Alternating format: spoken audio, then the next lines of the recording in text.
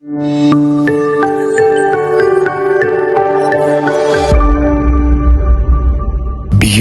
the newsroom, where untold story is revealed. The following students who have satisfied the requirements for the conferment of the degree of Bachelor of Laws of Cavendish University, Uganda. Sentamu Kyagulanyi Robert.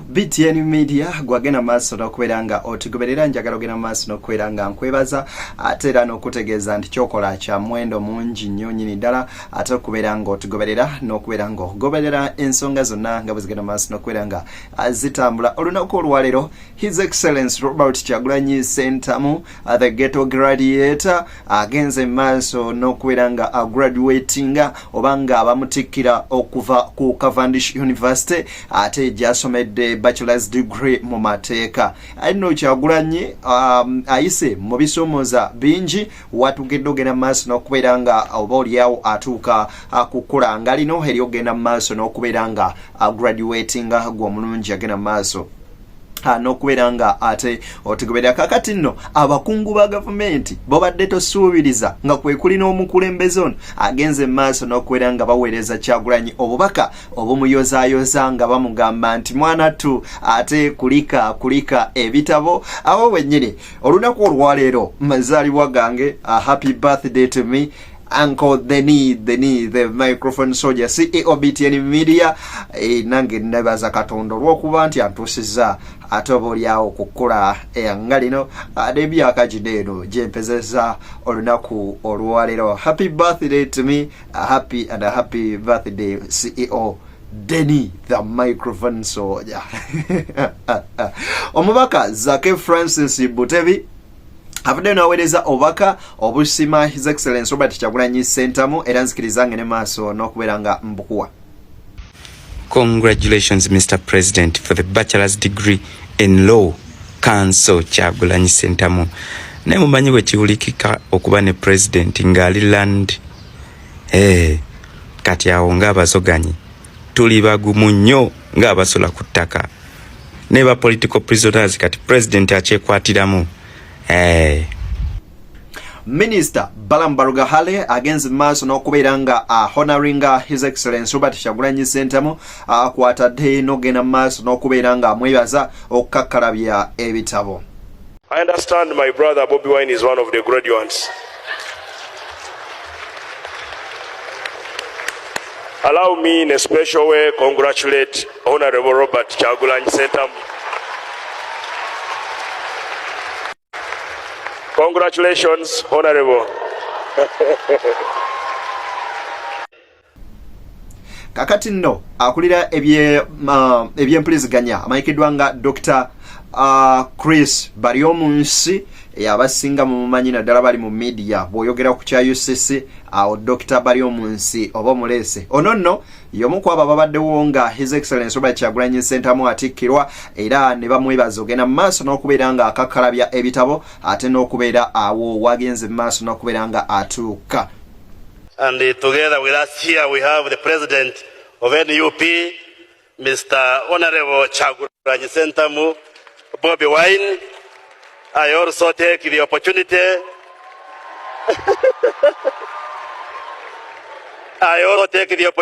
to congratulate him because in a few moments come he will be awarded a bachelor's degree in laws. Maybe after his LDC, we shall consider him in the Attorney General's chambers to serve us as a legal officer. But my brother, I congratulate you and thank you for pursuing your studies here at Cavendish University, Uganda. Mu ngeri y'emu Lopu Joel Ssenyonyi ayongedde ogenda maaso n'okubeera nga akkatiriza ku ebyo byagenze mu maaso n'okubeera nga mwana atto atuukako ate era n'aweereza n'obubaka His Excellence Robert Kyagulanyi Ssentamu. anega sinnabakuwa bobaka bwa president wagezi baso nokwera nga wa his excellence Robert Kyagulanyi Ssentamu njagala onzikirize ngere baso nokwera nga nkuwa obaka bwa his excellence Robert Kyagulanyi Ssentamu nga bugezi baso nokwera nga boba kwoteeka obwa mukulu we eyamukuza amanyikiddwa nga ate Irene Kayemba naye obaka bwa his excellence Robert Kyagulanyi Ssentamu ajagala tugende maaso nokwera ngo boliawo tubiyitamu fenna abwagezi baso nokwera nga in August 2016, after much procrastination, I attended my first lecture in law school at the International University of East Africa. 7 years later, I have graduated with a Bachelor of Laws degree from Cavendish University. Nagamanti, I couldn't make it without the assistance and encouragement from my friends and family, and there is no better time to salute them than now. Agambye nti sandisobodde kubeera nga ntuuka ku kkula lino singa abantu bano mikwano gyange n'abooluganda bano tebaaliwo. Akubo asoosezza Silver Kyagulanyi onojjukira nti nno munnamateeka omukenkufu yadde abasinga mumamanyidde ku luuyi luli olw'okuyimba. Munnamateeka yagakenkuka ate era agenda ne maaso n'okubeera nga agasomesa. Agamba nti nze ne Silver Kyagulanyi we discussed this idea of going to a law school as far as back as 20 years ago, while still at the MDD department at Makerere. Inti yene Silver Kyagulanyi bagenda maaso n'okubeera nga boogera ku nsonga zogenda maaso n'okubeera nga asoma amateeka emyaka 20 emabega ng'akyagenda maaso n'okubeera nga asoma music, dance and drama wali eri e Makerere, era n'ategeeza nti wagenda maaso n'okubeera nga onzizaamu amaanyi n'okunfuula omuvumu. Ebigambo byo byagenda maaso n'okubeera nga binsindiikiriza okukola ekyo ate mwanattu kye wagenda maaso n'okubeera nga ombuulira. Kakati ani eddakaawo ne kuddako omukwano gwe amanyikiddwa nga Don Sharif. Wagambye nti it's this course that brought us together only for us to realize that we shared much more than just being law students, but the passion of freedom and justice.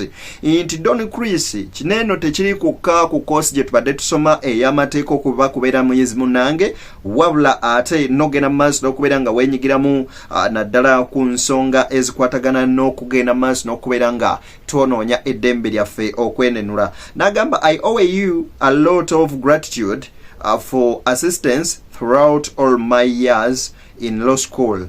Nagamba atuso okwebaza kwe n'okusiima kwe eri mukwano gwono Don Chris, Don Sharif abadde muyezi munne. Nagamba nti ku lulwo ontuuse ate ku kkula lino gabadde maanyi g'omu ngeri emu oba endala. Owookubiri azzeeko wano ye David Lewis Lubongaya, Secretary General w'ekibiina kya National Unity Platform. Wasinziridde nno n'amwebaza n'agamba nti okuviira ddala ku constitutional law lecture gye yagenda maaso n'okubeera nga amuwa naddala mu mwaka gwa 2016 ku IUAEA International University of East Africa, we again a mass no kwedanga amusomesaga nagamanti. I knew that you would be a comrade. Nti namanya oboli awo liba munange. Nagama, it was your idea to transfer from IU nti gali magezi go okunzija ku International University of East Africa okugenda ku Cavendish University. Sorry. Nagamba ebyo byonna tubituuseeko ku lulwo. Nagamba, I'm glad that I listened and enrolled afresh. Nagamba nti ndi muzanyufu kubanga nakkiriza nenva ku university eyo nengenda nenjoininga Cavendish ate nentandika buto. Nagamba nti thank you for standing with me throughout the course. Webale kuyimirira nange okuyita mu kusoma kuno kwonna. Nazako omukyala Babi Kyagulanyi namugamba, I'm sure I wouldn't complete this course without you. Sometimes inconveniencing push. So many times I felt like giving up, but you would never allow me to leave the mission incomplete. n'agamba akaseera kazigiziki kajja nenjagala oba oliawo okwanika naye ate obadde mpajiru wagga gyendi obutanzikiriza genda maaso nakubeera nga impanika. Only you can know how many times I came close to giving up. Thank you for always keeping me encouraged and keeping me encouraged and unrushed. Then in Agamanti, now I know that with your encouragement, nothing's too hard to achieve. Nti gwe mu buvumu bwo n'okunzaamu amaanyi teriyo kye nsobola kubeera nga nnemererwa akutuukako. Thank you love. Namugamba nti webale mukwano. N'obubaka obulala nga bwe bugenda mu maaso n'okubeera nga bweyongerako bwawadde naddala omukyala we wano wasinziridde n'okubeera nga yeebaza n'emikwano gye His Excellency Robert Kyagulanyi Ssentamu. Wabula si yeeka. Kakati nno ono sister we yamukuza amanyikiddwa nga Kayemba. Wuno agambye nti in ghetto everyone is a superstar. Luyimba lwa His Excellency Bobi Wine.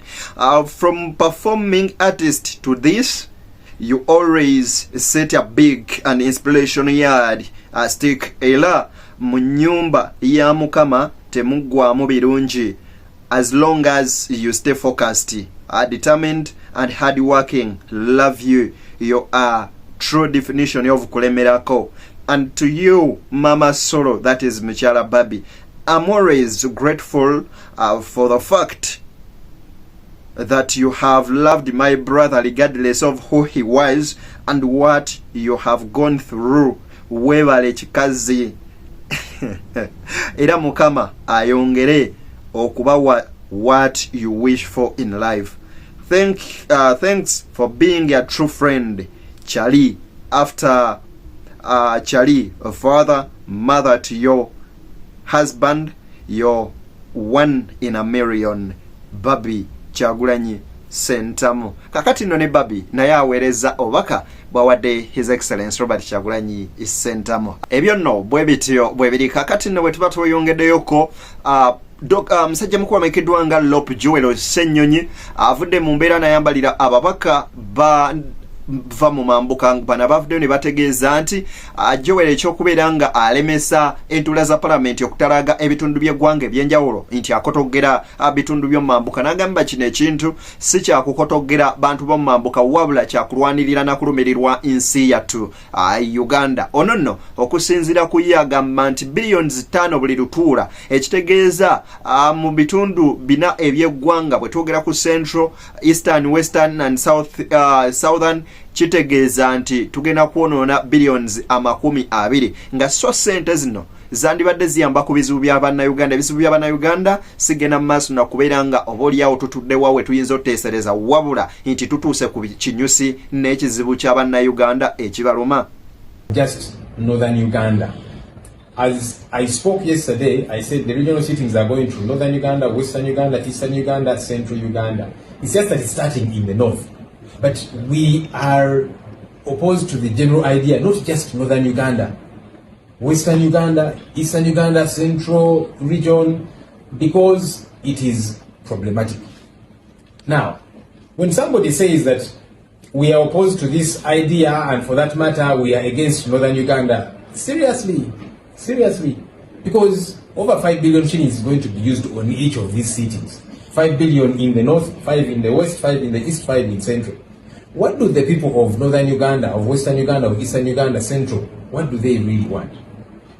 If we were to ask them, the ordinary folks, that 5 billion shillings is going to be spent on a meeting that is going to come to your place, what these people want is medicine in their referral hospitals, is good roads, infrastructure that works. When you see the poverty in some of these areas, and then you're telling the people that this 5 billion is just for a meeting, it does not make sense, sure. So they should stop trying to tribalize this issue because it is not tribal at all. We are opposed to the regional seating in the north, in the west, in the east, in central, in all the regions. What we are saying is we can have our seating here in our plenary and deliberate for northern Uganda, because northern Uganda has got good representatives here who can speak on behalf of their people and the concerns there, and we address them. Same thing with western Uganda, eastern, central. The legislators are here. They were voted by their people. Are they saying that their matters will only be heard if Parliament sits in that particular area, surely? Why don't those issues get to be raised? Why do we have to spend an extra 5 billion shillings to transport all members of Parliament, staff, per diem for that entire week because they've got to sleep wherever and so on, and all those logistics? Why? It does not make sense. So our opposition to this issue is not because we are against the North, the West, the East, Central. If anything, we are for those people. We are saying this particular money can be put to better use. Oh yes, it can. Because when you see what's happening in some of these areas, most parts of our country, their poverty levels, regional referral hospitals don't have the basics. They don't have medicine. That's what these people want. These people want good roads so that they can transport their commodities and, to the markets and so on. That's really what they want. Not just a meeting to happen in their area, which meeting they will not even participate in, those people, because this will be a meeting, a sitting of Parliament. Strangers will not be allowed, except for a few maybe leaders in the gallery who can't even submit because it is Parliament. Really, I think as leaders we need to rise above some of this that I don't want to call it pettiness, because I don't want to seem to be in a fight with my colleagues. I'm really not in a fight with my colleagues. What we are saying is this is not reasonable. In fact, I would have expected my colleagues from these different regions, the North, East, West, Central, to say, but wait, what if, as Parliament, we redirected this money to some of these critical concerns? Ebigambo bya Lop mubiwulidde kakati nno Madam Teacher Madam amanyikiddwako nga owekitiibwa Betty Namboze ono navuddeyo n'asaba Parliament ne Speaker bagende maaso n'okubeera nga batunuulira ku ky'okubeera nga batuukiriza ekisuubizo President yakola ekyokwongeza omusaala gw'abasirikale, n'agamba nti abasirikale bano abakaawu era balemereddwa okutuukiriza emirimu gyabwe naye nga entabwe esinga kuva ku musaala gwe bafuna. Oba oliawo ebigambo bino byandiba ebituufu. The police have been coming here in 2023, 2024. They were promised a salary increase of 40%. Eventually, it did not come. This time, Mr. Minister, Mr. Speaker, the money was found. But what is lacking is sharing. It is very unreasonable if we get some money and the top officers who are facilitated in terms of transport,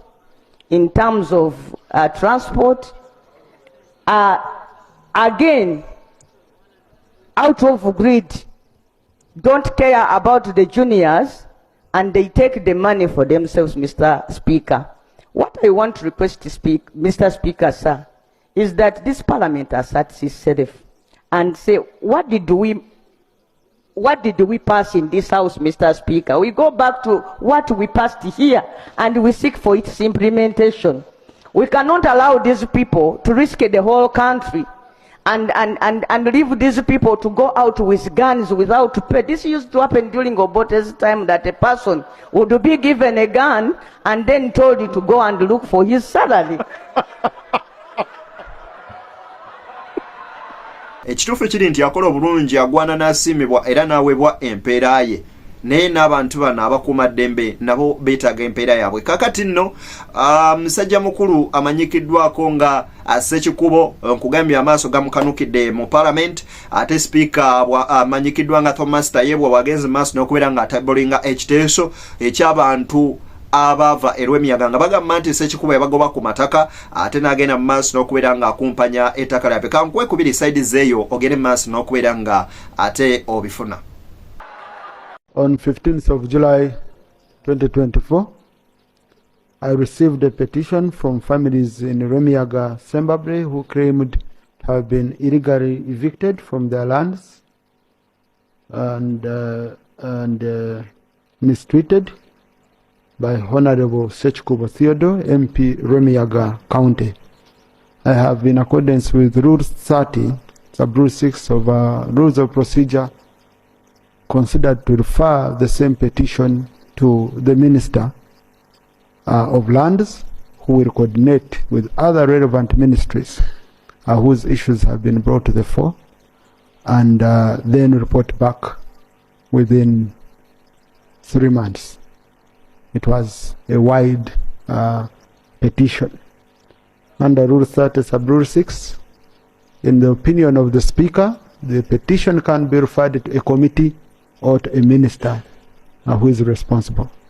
I felt the minister, it needed a lot of investigative work than this one we usually see in the press, people coming and showing whatever they are showing. So the minister will go deeper, working with the relevant minister. I concur with your guidance and ruling on this matter, wherein even more grave allegations were made, like shooting, killings. I think those would be appropriately handled and investigated to their logical conclusion. However, Mr. Speaker, sir, there was one of us, Honorable Kimosho, had equally made similar allegations. Maybe I need your guidance. Would he be given opportunity to sustain a petition on its own, or he would be referred, as you may guide, to any authority or institution? Because he made attacks against my name here on the floor of Parliament, and he's a member of Parliament. I urged him to withdraw, he didn't. I urged him to substantiate, he hasn't to date. And the Hansard remains open and it touches my name. Would he be given opportunity to that regard, right, Honourable Speaker, so that he can elaborate to Parliament which course of action he wants to take, or he can come up with his own fully fledged motion or petition, as the case might be? I thank you, right, Honourable Speaker. Thank you. I think this is why we are sending all this to the minister. The minister will, among the people, the minister can ask, include the Honorable Chimosho, and the response of the minister will be brought here. Then we shall have chance. But if Honorable Sechkubo, as a member, you feel so aggrieved by the statements which were made by the Honorable Chimosho, our rules provide a window whereby you can make a statement of personal explanation under Rule 55.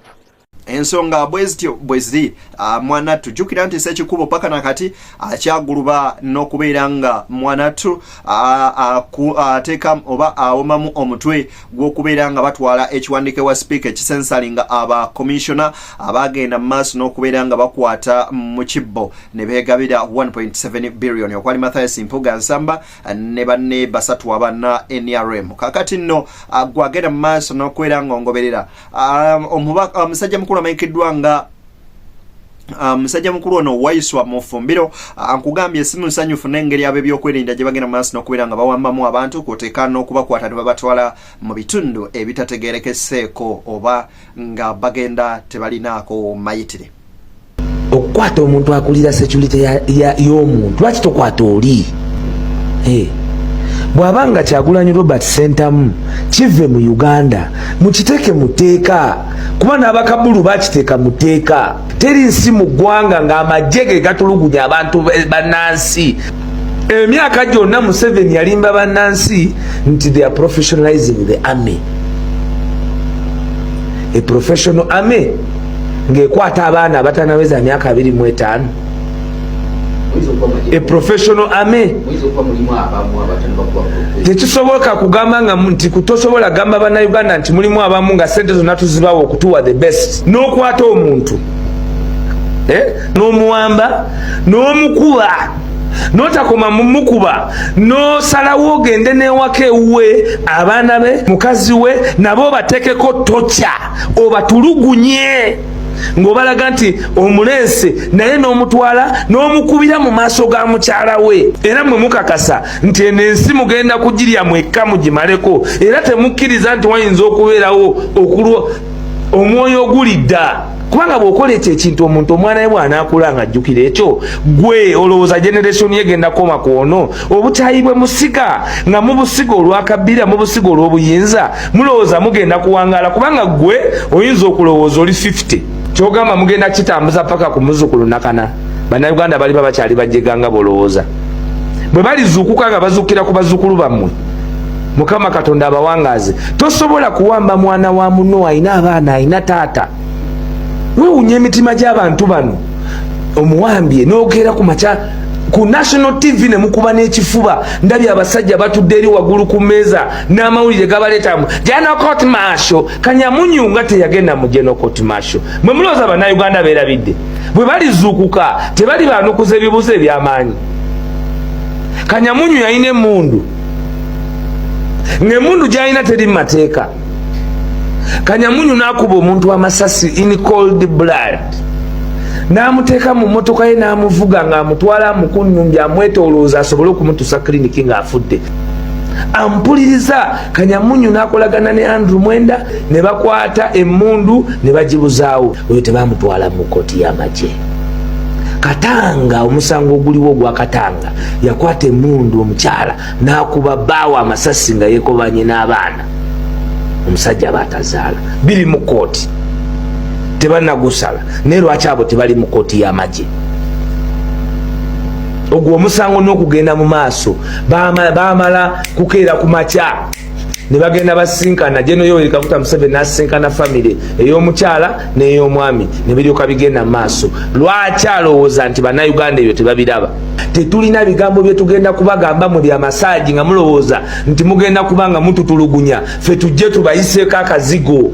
Tugenda kubibagamba directly nti General Kainerugaba Muhoozi nkubuulira bye mukola bikyamu era mujja kubisasulira wakiri muli bisasulira mudda. Temuyinza kubonyabonya baana b'abantu bwe mutyo n'owamba omuntu nga mugamba nti muli magye, nti magye ga Uganda, mutiisatiisa, muwamba, mukola buli kimu. Nabagamba nti ono omuntu gwe mulese nti agenda okukulira amagye kati bwe tunaamuwangula Muhoozi bw'anaamaliriza ebyokuwamba abantu agenda kuzzaako ki? Bw'onaava mu byokuwamba abantu Muhoozi ogenda kuzzaako ki?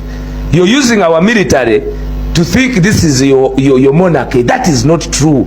You think you're going to intimidate people. Mugenda guloli muguloli. Fe, we have withheld blackmail. We have withheld against injustice. Kubanga we know that we have a duty and a calling as a nation. Kuno kuyitibwa si kutisibwa kuno kuyitibwa kwe tuliko. Buno obuweereza sebo wali abo abantu bangi nnyo. Lino eggwanga lina abantu miliyoni 4. Ogenda kutukwata, ogenda kutucunya, mutukoze buli kimu, mutufudde ng'ebitagasa. Okumanya muli bajega nnyo, mumala okukola ebyo byonna eby'ekigwagwagwaga ate ne mulowooza nti muyinza otukwata mutunegotiating ze tubeere nammwe. Mulowooza tuli basiru. Mulowooza tuli basiru. Ku myaka emeka we bagendera mu lutalo? Era lwaki balowooza nti bwe bagenda mu lutalo singa tuluzinga obukulembeze wano twayinza kubawo olutalo lulala? Kuba munyigiriza abantu.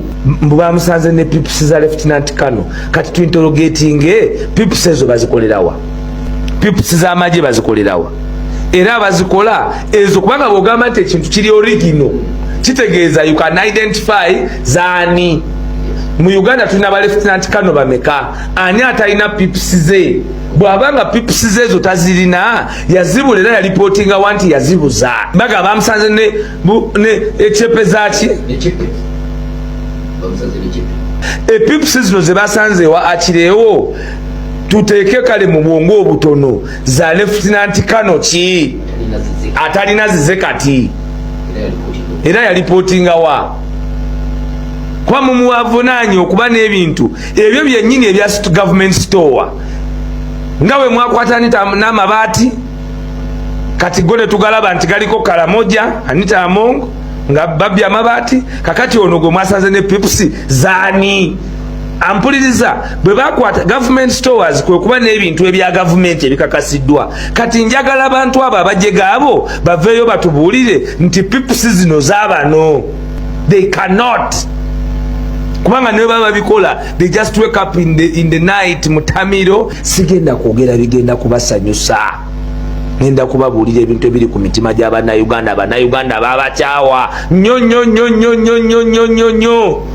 Ntere subire balina mu Kyagulanyi lyeri balemesa n'okubagamba ebikikinike oba okubakola ebikikinike. Babakyawa nnyo kuba mubatulugunyiza nnyo ne mukwata abantu nga mulinga abagamba nti balina baabwe mu ggwanga eryabwe. Anti nkugambye tebamusanze nazo kakati kale bakwata ole yabuze ezize mu magye bwe bakuwa emmundu n'okomawo n'ogamba emmundu banyezeeko we bajjeeke firing squad ani oyo yalagajjalira pips z'obwa Lieutenant Colonel bamulipotinga wa ne bafumitiriza ati kakati hakirewe engeri gyali head of security ateekwa okuba Bobby yamuwa bwa Lieutenant Colonel. Can you imagine ne hallucination okuba n'abakulembeze n'abagamba nti ono gwe bakwasiza amagye nti bamukwasiza ebintu byaffe tasobola kubanga 24 hours tolina sobriety eyo noba ng'osobola okumanaginga the nucleus battles eziyamba eggwanga mu security. Beyond the newsroom gwe mukutu webalegenda maaso n'okubeera nga otugoberera nkwagaliza byonjagaliza akumaata kumira mpeera mubeere bulungi banywanyi tusinkane nga Mungu asiimye. Lwakuba leero ndi muke ekyana ekito ekirabo kyange ekya birthday kiteeke ku namba yiye ye MTN awo kola teri byeweekwasa. Bw'oba oyagala kutuwa gukoko nga gunene oba oyina ekirabo kyoyagala okumpa nga kya birthday nga kinene nnyo ng'olaba oli wala nnyo tosobola kuntuukirira funayoko omuntu ali mu mbeera etali nnungi eyandyetaaza okubeera ng'ayamba. Kati ekirabo kyange ekyo nga bw'obadde okintegekedde engeri gy'ojagala ennyo okinsitulire okiwa omuntu oyo oba mukadde oba mwana naye ng'ali mu mbeera ya bwetaavu ekirabo ekyo kinkwatiro kimpeera omuntu oyo ompeereza ekifaananyi kyo n'ekirabo ekyo ng'okimukwasa then ngenda maaso n'okubeera nga mbeebaza kubanga bayibuli kyetukubiriza gwe omutima ogw'okugaba so tucelebrating nga tulinako obulamu bw'abantu ab'enjawulo bwe tugenda mu maaso n'okubeera nga tukyusa. So mbagaliza ebisinga Ssaabasajja Kabaka Magulu Nnyondo Kyukyulo ku baseetewe baffe Wangala. Mubeere bulungi banywanyi tusinkane nga Mukama asiimye wabula mbagamba ekigambo kimu nti obulamu bwo kintu kikulu. Faayo nnyo ku bulamu bwo n'okusinga ate bw'olowooza ebintu ebirala byonna. Awangale Ssaabasajja Kabaka Magulu Nnyondo.